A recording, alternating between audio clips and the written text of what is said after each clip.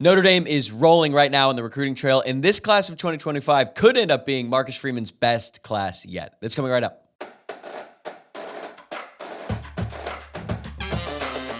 You are Locked On Irish, your daily podcast on the Notre Dame Fighting Irish. Part of the Locked On Podcast Network, your team every day. Welcome to Locked On Irish, your daily Notre Dame podcast. Today is Monday, February 19th, so thank you for getting your week started right here by making this your first listen of the day. I'm your host, Tyler Wojciak. I graduated from Notre Dame in 2018, and now I'm a producer covering college football for Fox Sports. And this show is free and available on YouTube and wherever you get your podcasts. So if you're watching along on YouTube, please like the video below and subscribe to the channel. Or if you're on the go and listening to the podcast, please take a moment to rate the show 5 stars, leave a review, and of course, subscribe there as well. Today's episode is brought to you by LinkedIn Jobs. These days, every new potential hire can feel like a high-stakes wager for your small business. That's why LinkedIn Jobs is finding the right people for your team faster and for free. Post your job for free at linkedin.com/LockedOnCollege. Terms and conditions apply. We've got Locked On's very own recruiting insider, Brian Smith, back on the show today to do another deep dive into Notre Dame's class of 2025, which we believe could end up being Marcus Freeman's best class and maybe one of the best recruiting classes Notre Dame has had in a really long time. Now, full disclosure, we taped this interview at the end of last week, so this was before Sean Terry, the 3-star wide receiver out of Ohio, announced his commitment to the Irish, so that is why we don't bring him up. This was also before it was announced that Al Golden signed his 4-year contract extension and what impact that could have on the recruiting trail. So I'll get to all of that later this week, but for today, let's bring in Brian. Locked On recruiting insider Brian Smith is back with me here. And Brian, a lot has happened since the last time you and I spoke. Notre Dame lost a commitment in CJ May, but they added 2 more in 4-star offensive tackle Owen Straig and 3-star wide receiver Elijah Burris, which brings them to 15 total, and there might be more on the way soon. So as we look at this class, how do you think it's going to finish relative to Marcus Freeman's other classes since he took over as head coach? I think it will be one of the most balanced. It will have, as we'll get into this momentarily, it'll be his best DB class, quite possibly. And matter of fact, it almost is going to be locked to be that. And it's also going to be the tradition-rich offensive tackle class that all the schools hate Notre Dame for. I have some friends that follow other schools that get really mad. They're like, why does Notre Dame get all these offensive linemen? And that's why Notre Dame wins. They win in the trenches. Hopefully, though, they can complete the need defensive line and all that to make it a top 5 class. The barometer for me is very simple. Can you recruit the way Georgia does and Alabama does in the trenches on the other side? In Alabama and those schools, they have advantages with location, but Notre Dame's close there. They need to find a way to get one of these guys they never get. That's how I look at it. So if they do that, they can have a top 5 class, and it should be their best class since Marcus has been there. So they did just lose a guy on the defensive line, 4-star edge rusher CJ May. Simply put, how big of a blow was that? He's a good player. I know the high school he's at. I live in Alabama now, and like that town, I went to, like Caleb Falk is there, committed to Auburn. His brother is at Auburn. When I visited them a couple of years ago, I said, "What do you guys do around here?" There's nothing there. There's nothing. He said, "If nothing else, we go ride a bull." And I said, "What?"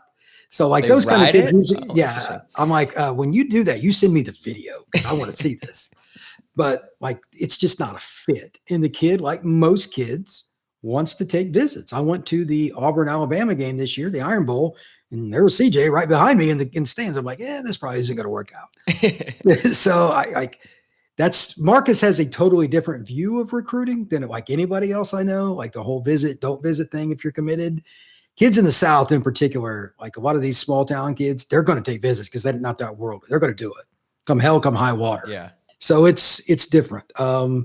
Marcus lost a player, but like they're in on Shanklin. Yeah. If you haven't seen Damian Shanklin and you're a Notre Dame fan, you want to see some film? Holy moly. And he's from Warren Central. I'm from that area of Indiana. Like I grew up just down the road from there. They always had players, but this kid could play inside linebacker, outside linebacker, edge, whatever. I think he's an NFL player. He kind of changes your class. By the way, that point I made earlier about getting that D lineman that you don't normally get, it's usually an out-of-state kid. Shanklin's in Indianapolis. You have to get that kid. You cannot miss on that guy. He could be the best player in this class by the time it's all said and done. I think he's an NFL edge rusher at some point. So maybe that'll be their key in the class of 25. You beat me to it. That was honestly the next question I had. I was going to ask you to compare Shanklin because Notre Dame's in the running for him. Now they're going to have to battle because even though he's a hometown kid, or at least close to it, Ohio State's in on him, but you think he could be the best player in the class. If you were to compare him to some other great defensive linemen to come through Notre Dame, or maybe not just defensive linemen, but maybe players at the rover position, Viper, things like that, what's his closest comp? I'll give you a couple that Notre Dame fans from my age group, I'm 50, that would have a similarity with. Rocky Boyman and Justin Tuck were both kids that came out of high school playing multiple positions. One of the reasons Bob Davie went after Tuck is he went to see him play a basketball game. And he liked how he moved his feet and was physical, could move laterally. Well, Shanklin does all those things too. Same with Rocky Boyman, who, when he came out of St. X in Cincinnati, he played some running back. They moved him to linebacker because he could move his feet and he was a physical kid. That fits Shanklin to a T. Now, I'm not saying he's going to have Tuck success in the NFL with the Giants, be a Super Bowl MVP. By the way, Justin, hope all is well, man. You're a great guy. But the point is still the same.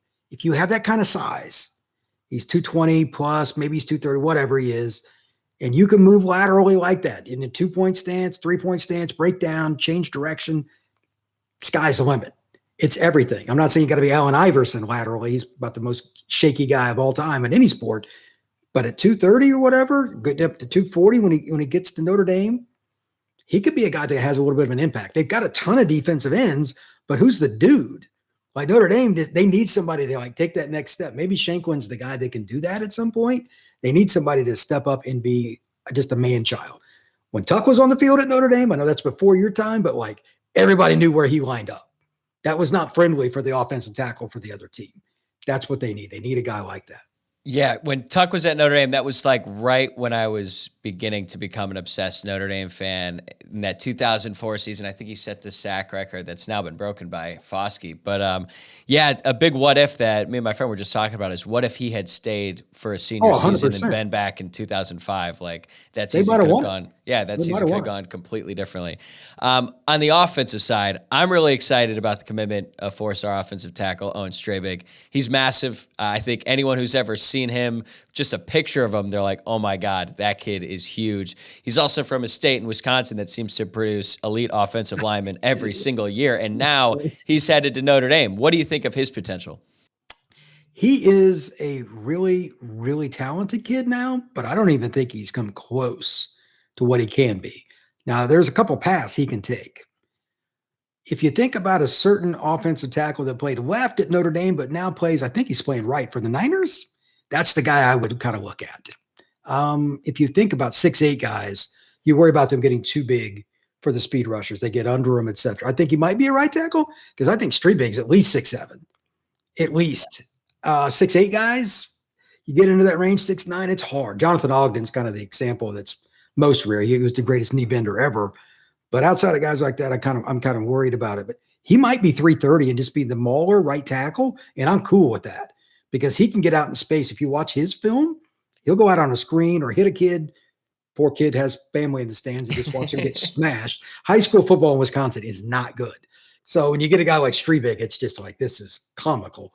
But he'll go and take on a second guy in the play, showing hustle, showing desire, and he gets out there in space. You're like, okay, this is a guy that could at least be a role player off the bench at a small D1 school in basketball if he took it seriously. You know what I mean? He's an athlete. He's not just a big, burly guy. Notre Dame can do well with those. McGlinchey's the guy I was referencing earlier with the Niners. They kind of remind me, they're similar. Straig's a little ahead of where McGlinchey was at this point, but the frames are almost identical. You can never have enough guys like that because offensive line is just so many busts. There's so many guys, I go to Georgia, Alabama, and they just suck. And every school in the country offered them, Notre Dame, and it's just random. It's the hardest position to kind of figure out. So as many of these big guys like that can move, you can get some more bullets in the gun to get the guys you need in the starting lineup. Yeah, I'll admit, when I watch high school offensive linemen, especially ones who are anywhere close to Straig's size, it's really hard for me to truly evaluate because I'm like, okay, they're dominating, but is that player that they're dominating, is that just some kid who's going to be in a fraternity here in a couple months or someone who's actually going to be competing in college football? So it's pretty difficult, but Straig, he's so big and he can move. So I think it's really exciting. And you like him at tackle. I know some people think maybe he could play guard, but I think he's just too big. I don't like 6'8" guys. Yeah. He's at least 6'7", and he may get taller before he's done in high school. do you really want a 6'8" guard? Yeah. You know what I mean? No. Like that 6'1" guy that goes to Louisville or Purdue or whatever, he's going to be underneath his pads all day. Let's not do that. I agree with you. I mentioned Elijah Burris at the top, the son of former NFL star Plaxico Burris. I think everyone who follows Notre Dame has picked up on the trend here. Marcus Freeman's pitch to the sons of former NFL players works, and getting those guys has become a priority. Elijah's just one example. You've got Jordan Clark, his dad Ryan Clark, played for the Steelers for a bunch of years, Kennedy Urlacher, Bryce Young, Ivan Taylor, Joe All, Howard Cross. I could keep going here, but you get my point. All of their dads were great players in the NFL, and they ended up with Notre Dame. What do you make of this strategy by Freeman? There's a couple of parts. It's on both sides of the ledger. Let's be honest. Money plays a factor here. A lot of these kids that go to school X from wherever, like where I live, Alabama, I've lived in Florida and Louisiana and all over, they're just looking for the easiest path to the NFL because their family doesn't have cash. If you are Howard Cross, you've already figured that part out. Now you just want your kid to get the best education. So that degree value for Notre Dame means more because they already got money. Right. It's just true. And that doesn't hold the same water in the SEC. Like I hear people, they're Notre Dame fans say, well, why doesn't the degree? They don't care about the Notre Dame degree that much. A lot of these kids, they don't. Because they don't plan to even get it. They want to play 3 years. They care less about the degree. It's just truth. So that's one part. And then the other is, I think if you look at Freeman's recruiting strategy on the Notre Dame side, he wants a community commitment. Guys that made it to the NFL, when they come, they're going to obviously come to practice and see their kids. You want those kind of guys at your practice. If Cross calls and he says, Marcus, I'm going to stop by today, what's he going to say? No. You know what I mean? Like you want NFL greats that have Super Bowl rings walking on your sidelines. And it kind of helps build the culture. And Notre Dame's recruiting, like once you're committed, you don't take official visits, you decommit. Yeah, it's a different deal. I don't agree with all of it, but he wants a certain brand. And those guys are more likely to be there. They're going to be committed to Notre Dame more than they are to the game and getting to the NFL. And he's trying to mix the two. Like Burris isn't a finished product, but like athletically and his wingspan and all that, I'm not saying he's going to be his dad. Like his dad was a condor. He was an elite recruit coming out of a Deep Run high school or something like that in Virginia. But he's still athletic. He's a big kid. He's getting bigger. And you got the pedigree. And his mom's a lawyer and all that. I mean, it's the perfect blend. You got to take those kids. So I think it's an interesting strategy and it's working for Notre Dame. So why would you change it? Right. And to your point about Notre Dame's messaging, like the 4 for 40 message is going to hit home with someone who's actually seen the other side of a professional athletic career. Like you can sell it to any parent and it sounds great. And the idea of making money 40 years from now is awesome. But for a professional athlete who reached the top of their sport and then has since left the game and realizes what life is like after it, all of a sudden that message becomes a lot more important and it resonates with them a little bit more. So I think it makes perfect sense there. But for Elijah, I think it was a little bit surprising because like we know who his dad is, but his recruitment, it was kind of flying under the radar a little bit. Then Notre Dame hires Mike Brown to replace Chancey Stuckey. Brown immediately made Burris a priority and was able to eventually land him. You look at his offer list, one of those things is not like the other in Notre Dame compared to the other schools that were after him. So do you think Burris could be a diamond in the rough? Like, what do you think about his game is so enticing to Mike Brown? I think it's the wingspan, like his frame. He's not anywhere near filled out yet. When Plax was coming out, he was thin as a rail too. Ended up at Michigan State, and they had some pretty good receivers in front of him, but he got on the field real quick. Guys that are good, they figure it out. He was raw. He played special teams. He did whatever he could. And then by the end of his sophomore year, like, okay, this is dumb. I'm not saying his kid is going to be like Plax, but at the same time, even if he's only 6'3", I think Plax was probably 6'6". That obviously he was a big dude. The fact that you said he was rail thin is kind of surprising because I'm thinking of NFL version of him, and he had to be at least like 230. He was like 180, 190 coming out of high school, but he ended up being over 200 pounds, and he grew into his body. I'm guessing his kid's going to do a little bit of the same. He's going to be a 6'3", 6'4" kid. He's already got the long arms like his father did, and he's a catch point guy. What do I mean by that? Even if there's a guy right under his chin strap, he makes plays. It's kind of hard to define, but certain players just make a catch when it's a good defensive play too. And sometimes the DB is the better player on a play. That doesn't mean you don't get the completion. He makes those catches, and his route running still has a ways to go, and he's still not filled out and all that. but you have something to work with there, and you're already seeing him without being a finished product, making big plays in New Jersey. It's good high school football. Yeah. So, I mean, it's a good combination. And again, if his dad's working with him, I'm guessing he's going to get a little bit better. His dad knew a thing or two about catching big balls. We'll be right back with Brian with more insight into Notre Dame recruiting, but I wanted to take this opportunity to tell you about LinkedIn Jobs. When you're hiring for your small business, you want to find quality professionals that are right for the role. That's why you have to check out LinkedIn Jobs. LinkedIn Jobs has the tools to help find the right professionals for your team faster and for free. Speaking from my own experience, I know that whenever we're looking to make a new hire, we use LinkedIn to help find the perfect new team member, and it's so easy because they do the heavy lifting. LinkedIn isn't just another job board. They've got a vast network of more than 1 billion professionals, which makes it the best place to hire. Hiring is easy when you have that many quality candidates. So easy, in fact, that 86% of small businesses get a qualified candidate within 24 hours. It's why owners rate LinkedIn Jobs #1 in delivering quality hires versus leading competitors. Post your job for free at linkedin.com/LockedOnCollege. That's linkedin.com/LockedOnCollege to post your job for free. Terms and conditions apply. Even though Notre Dame has a lot of guys already committed, Burris is actually the first wide receiver in this class. The Irish are in the running for Derek Meadows, though, the 4-star out of football powerhouse Bishop Gorman, and he has exploded on the scene as of late. Notre Dame was in on him early, and now everyone wants a piece of him. How do you like Notre Dame's chances with Meadows? I talked to him a few weeks ago at the Battle of Miami tournament down in South Florida. Really well-spoken kid, fits Notre Dame to a T. Size-wise, he's almost eye to eye with Plax. Like, he's 6'5" at least. He is humongous, and he's put together. He dominated there. He's jumping over guys. I got a picture of him where his waist is over the guy's head. He's a very special player, but he's a raw route runner. He's a guy that's learning the game, but very competitive, has top-end speed at 6'5", 6'6". Notre Dame is right there. Tennessee's kind of the school I'd watch for. He wants to visit there. I mean, their offense would be tailor-made for a guy like him. Obviously, it's very wide receiver friendly, but at the same time, Notre Dame is probably the best bet. I just don't know if he's going to make a decision in the timeline. This is where I get a little iffy with what Freeman and them do. Sometimes you got to wait on a guy even when you want to grit your teeth.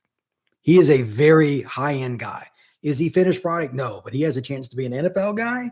I wouldn't have said that if I hadn't seen him live. You got to see him live to understand it. High school film will not do it justice. You got to see him against elite players. He's playing in Nevada. There's not a lot of that, but he is a dude. If they can get him, I don't care if it's November, they got to wait for his scholarship. I don't know if they'll do that. And I don't know how long his timeline is going to be. So this is a very interesting recruitment, a little bit of a litmus test, to be honest with you. Yeah, I see your point. And I think like now with all these other schools after him, Notre Dame is going to really have to fight for him, and this fight could last quite some time. I mean, it's only February, and Notre Dame already has 15 guys, like I mentioned. There could be a few more on the way. Who do you think are the top uncommitted prospects left on Notre Dame's board? I mean, for me, one of them would be Derek Meadows. Damian Shanklin's probably the top guy, period, because again, as I stated earlier, finding weak side pass rushers, that pure twitchy, I'm just going to run by you guy, is what Notre Dame stinks at. They never get that guy out of high school. It's just rare for whatever reason. They always got to move linebackers there, etc. If they can get Shanklin, especially since he's from Warren Central on the edge of Indianapolis, you should get him. After that, I think the biggest name for me is Dallas Golden, the corner from Berkeley Prep. The same high school as a certain kid I won't mention who signed with Alabama, made a lot of Notre Dame fans very angry 2 cycles ago. But Dallas is probably going to end up at Notre Dame. That's what it looks like. He's a pretty good kid. Keon Keeley actually mentioned him to me when I went to see him a couple of years ago. He's like, he's the next guy here. And he was right. They're probably going to get Zachary, the kid from Ben Davis. He's really good too. But I think Dallas Golden and Shanklin are the guys for me. They're at corner and DN. Those are premium positions. They have premium length, and they're just super athletic. They can be guys that can play early for the Irish.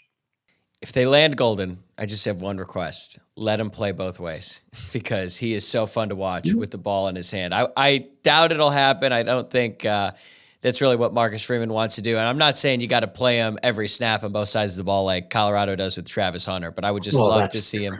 Yeah. I would just love to see him get the ball a little bit because he is one of their primary ball carriers, and he is just terrific. But there's also been some movement on the coaching staff since we last spoke. Notre Dame lost their safeties coach, Chris O'Leary. He's off to the NFL to join the Los Angeles Chargers. And it seems like Mike Mickens is going to take over the entire defensive backfield now. He was already coaching the quarterbacks. Now he's going to have a hand in the safeties as well. What impact do you think that those two moves are going to have on recruiting? Well, it's really interesting. O'Leary's not a recruiter. He's not. He's a high energy guy, but he just wasn't that successful at it. But he's one hell of a coach. He's better fit to go ahead and go to the NFL. He just is. That sucks for Notre Dame, though, because now they're starting to get the talent that you want. And Marcus and everybody was helping him recruit. But at the same time, I get it. After you've had some success and going to coach for the Chargers would be a lot of fun for me too. I get it. Being in LA is probably a little more fun than South Bend too. That stated, Mickens is a tremendous corner coach. He's a tremendous recruiter. He's trying to prove himself. I'm assuming he wants to be a head coach one day. This is another stepping stone towards getting there, and it's a big responsibility. I'm sure there's going to be other people help because you got so many analysts, GAs, etc. I don't know how they'll do that. That'll be probably one of the questions that everybody, Priester and all the guys, ask at spring ball. Hey, how are you going to do this? Are you going to divvy it up any specific way? Are you going to work more with safeties or corners? But Mickens is proven. I mean, that guy has done so much with guys that were just okay or not even recruited at all, like Sauce Gardner. Nobody wanted him. He was from Detroit, Michigan. Michigan State didn't even offer him. Kind of worked out. So he's a great evaluator of talent. I'll lean on his expertise because he's proven it. And until then, we just got to kind of wait to see the details. I am curious about it. Yeah, it's unfortunate to lose Chris O'Leary, but on one hand, if this allows Mike Mickens to stay at Notre Dame a little bit longer to prove his worth, coaching more than just one position on the field, I think it could go a long way. Oh, sure. Since we're on the topic of assistants, Notre Dame almost lost their director of recruiting, Chad Bowden, to Michigan. The Wolverines made a real strong run at him, but Notre Dame was able to keep him around. It looks like he got a nice raise and a promotion out of it. Well-deserved. I think a lot of fans know who Chad Bowden is because he's hard to miss, quite frankly, and he brings so much energy to everything he does. He's always around the recruits when they're on campus. But how would you describe the value he brings to Notre Dame's recruiting operation as a whole? I don't have any idea what Chad makes. Okay, they're a private school. They lie about all that stuff or hide it. It's all Stanford. Everybody does. Conservatively, he's worth $5 million a year because without him, there's certain kids they wouldn't get that change whether you make the college football playoff or not. And I'm guessing you've been in the Notre Dame bookstore. That place is pretty expensive. The reason it's expensive is those guys that win games that he gets. It's all interconnected. So he's the pivotal guy. He is the most important guy, not named Marcus Freeman, in that building. As goofy as that sounds, in today's world with the portal and with all the kids that commit early and with Notre Dame's wacky transfer rules, don't get me started on that. That's a topic that I would probably go off on and get in trouble. And then, of course, just the kids decommitting and all that. He's the guy that's the in-between on both sides of the ball, special teams and everything, recruiting everywhere. I don't know if he has a social life. He makes good money. I don't know if he has any time to spend it. But Bowden is one of the most respected guys that I know. Like, I'm going to Under Armour Atlanta this weekend. I'll see all the usual suspects, Tom Loy and Chad Simmons and John Garcia Jr., all the normal guys. Everybody knows who he is. There's a reason. He's very successful at it. If Notre Dame lost him, it would be a death knell in recruiting. Cannot happen. Yeah, I mean, I think the fact that Michigan pursued him so heavily kind of shows you the value that he has, that one of Sharon Moore's first moves, or at least attempted moves since he was promoted to the head coach, was to go after him. So I thought that was pretty telling.